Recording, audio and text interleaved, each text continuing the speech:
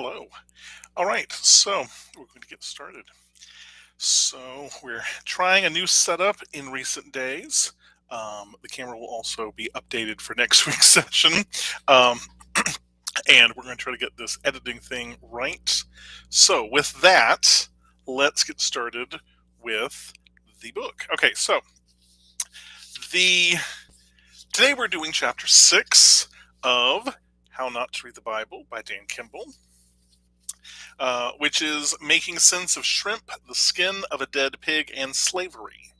Now, again, here in part 2, entitled Stranger Things, this is the last chapter of part 2, we've been dealing with how to think about the commandments in the Hebrew Bible that are not carried over into the New Testament. That is, what do we do with this concept we call abrogation? Abrogation is basically that the commands that we find in the Hebrew Bible in Exodus, Leviticus, Numbers, some in Genesis, and some in Deuteronomy, um, do not all come over into the New Testament church. Some of them do. For instance, the idea of Sabbathing, although Christians don't celebrate their Sabbath on the same day as Leviticus commands, right? So Christians take the first day of the week instead of the seventh day of the week. We'll come back and talk about that. And then there is the idea of circumcision, which is completely abrogated at multiple points, right? Paul in Galatians basically writes an entire book where it says you don't have to do that anymore. And if you are, then you're falling back into an old system. We're going to talk about that.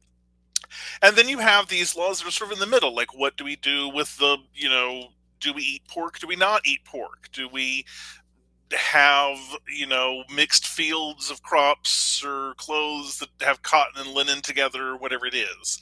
And that's sort of a gray area in between. So again, I'm going to sort of assume you've read most of the chapter with it. This is sort of just more of a response than anything else. And what I'm going to focus on differently than he did, because he spends a good portion of the chapter on the concept of slavery, and I think he does actually a really good job of dealing with it. Again, for those of you who were not here for chapter 5 or chapter 4, another great book to reference this is Keeping Your Kids on God's Side by Natasha Crane. She has a whole section that talks about the slave laws of the Bible and what we're doing with those as well.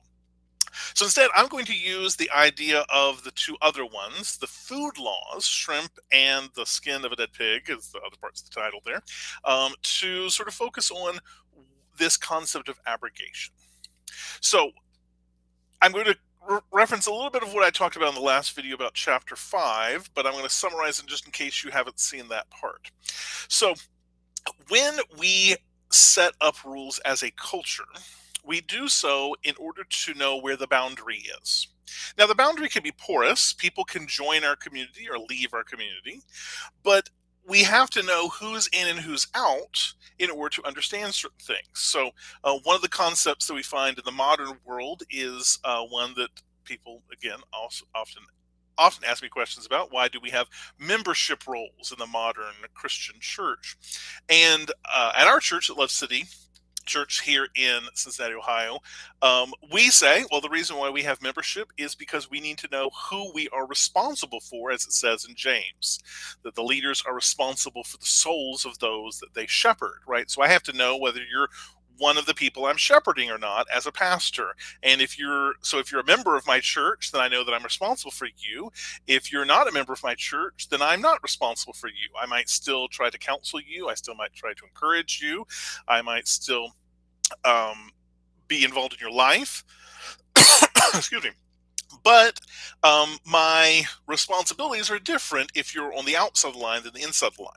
Now, membership is a porous concept itself because people can join willingly and they can leave willingly.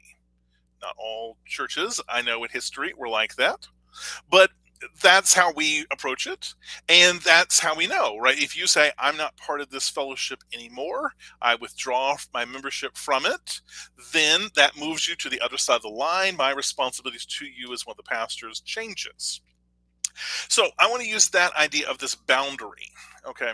So let's go back and talk about those three concepts I talked about before. So, first of all, we have some rules that are carried over but may be adapted as part of the new culture. So, I talked about the concept of Shabbat or Sabbath.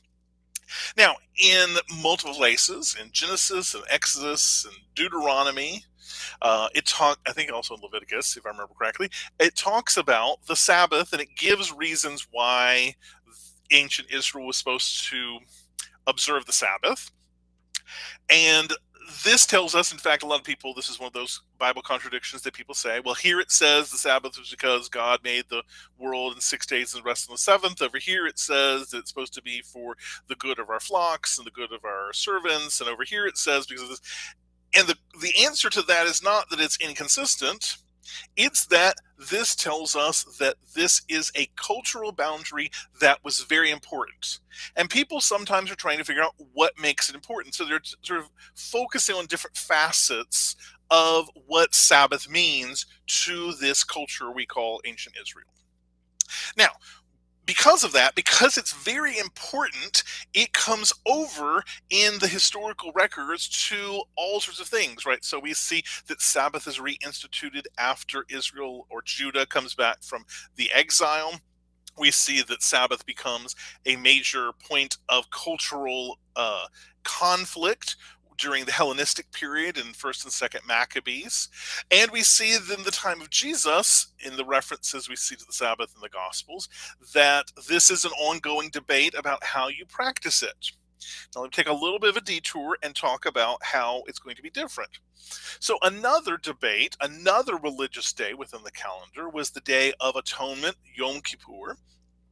And in fact, we know from Qumran and from some other sources from the centuries just around the time of Jesus that that how you calculated which day was the Day of Atonement, that is, how you set up the calendar on the cycles of the moon and the cycles of the sun and the adjustments you had to make because it's not perfect even pairs between the two, that sometimes different groups saw Yom Kippur fall on different days.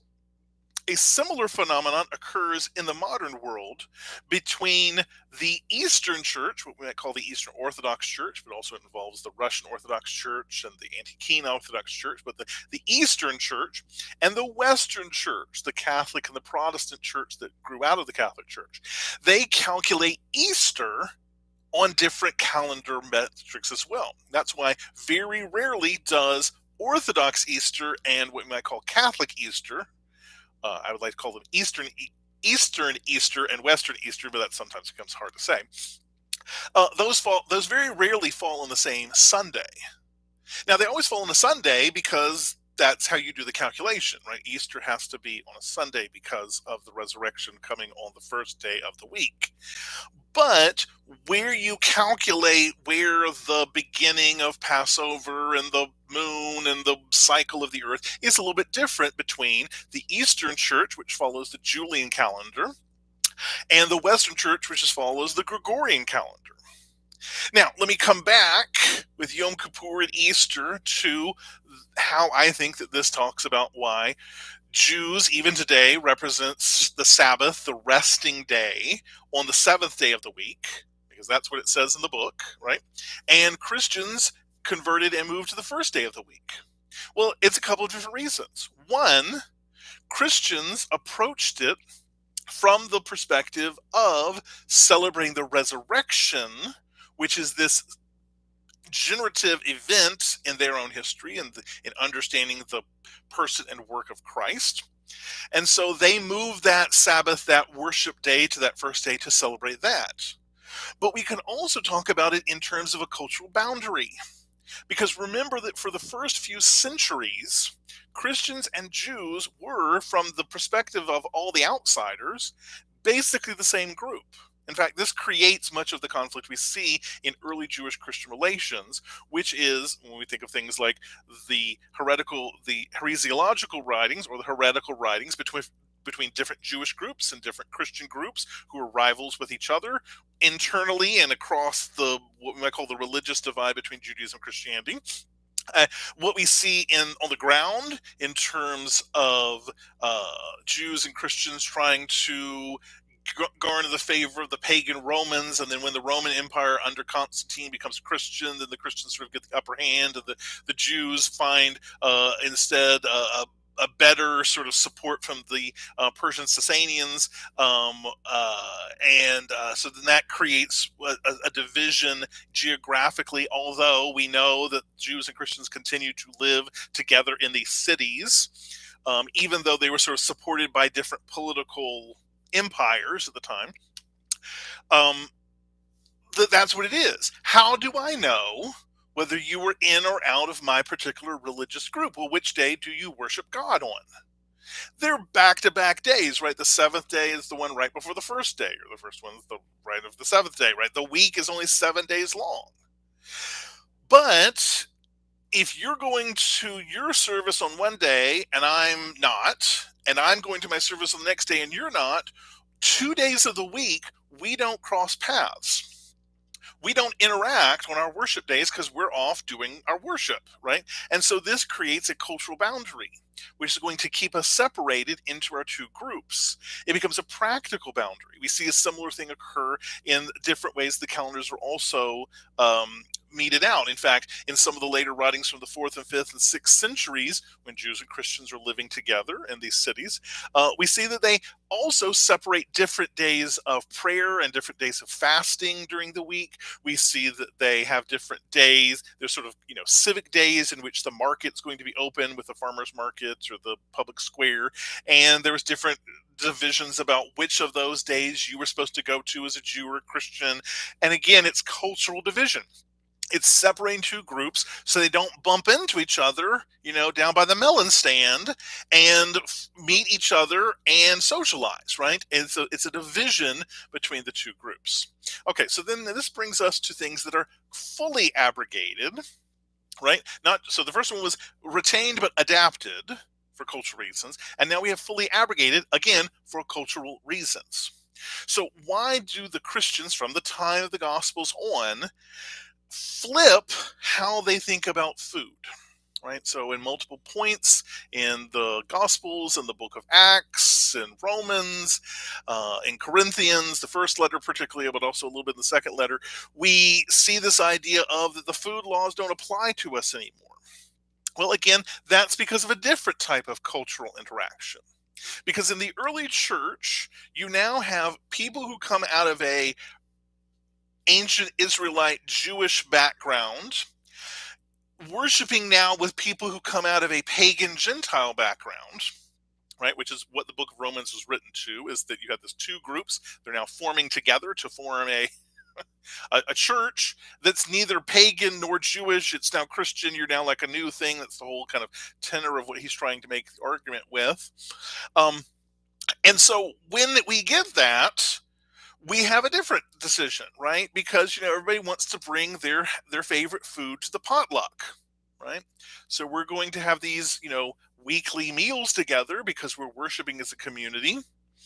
And someone brings bacon wrapped dates to the party, and everyone else is like, can we eat the bacon? I don't know. I didn't grow up eating bacon.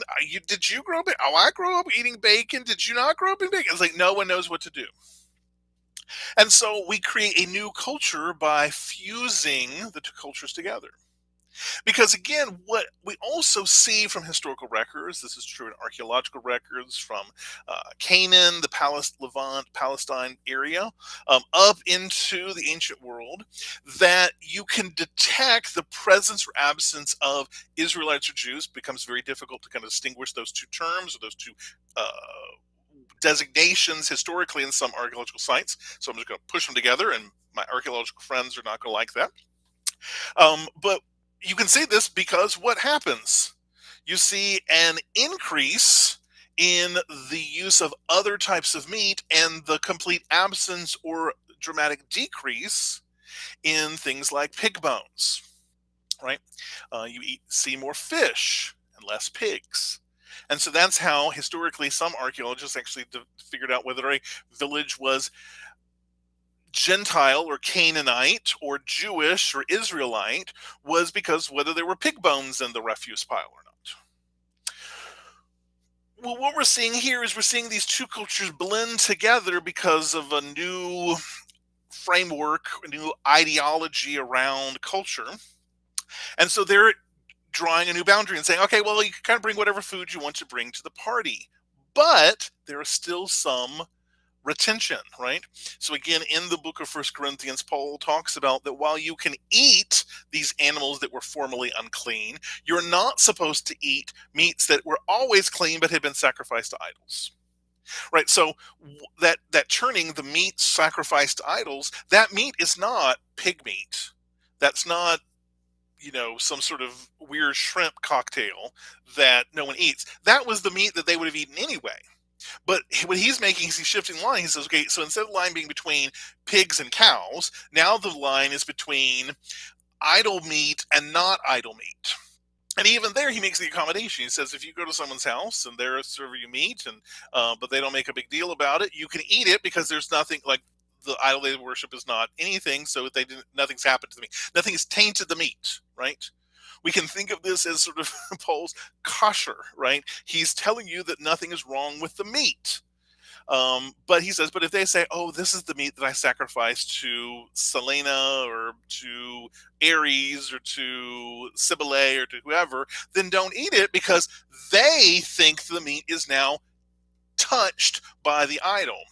Right? That's why they brought it up. Oh, this is my fancy meat that I offered to the idol. And they are thinking that the meat has been changed, transmorgified by being worshiped, by being offered to the idol, and that we're participating in the idol worship because of that. And so don't eat the meat then, not because there's anything wrong with the meat. Nothing's happened to the meat. What's happened is the other person's opinion of the meat has changed. Okay? So again, we create a new cultural boundary around food. Right, so our first cultural boundary, Shabbat, was about who we interact with on a daily basis. Right, who do we meet at the market, down by the melon stand? Who do we interact with? Oh, you live in my neighborhood. Oh, we should hang out. Oh, we have different worship days. We can't hang out. The second was here about food.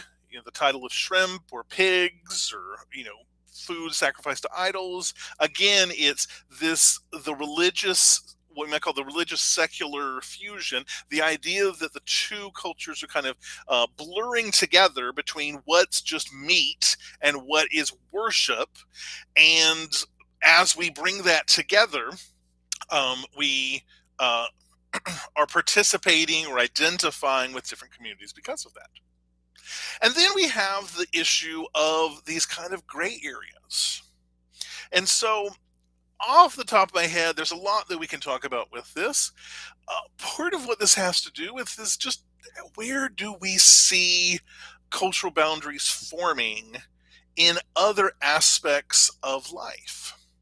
And one of these things I think is actually very live for us today, because many of the way Paul describes some of the things he talks about to the Corinthians or to the Philippians or to the Galatians or to the Romans,